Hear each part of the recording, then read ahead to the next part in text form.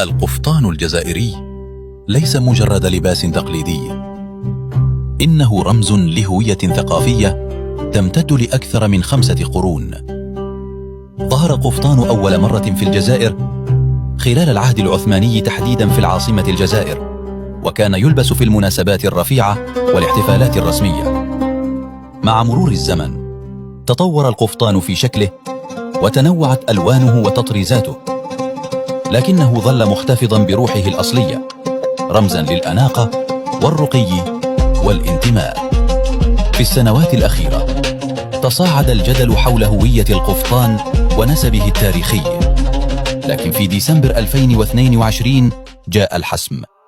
اليونسكو، المنظمة التابعة للأمم المتحدة، قامت رسميا بتوثيق القفطان الجزائري كتراث غير مادي أصيل للجزائر.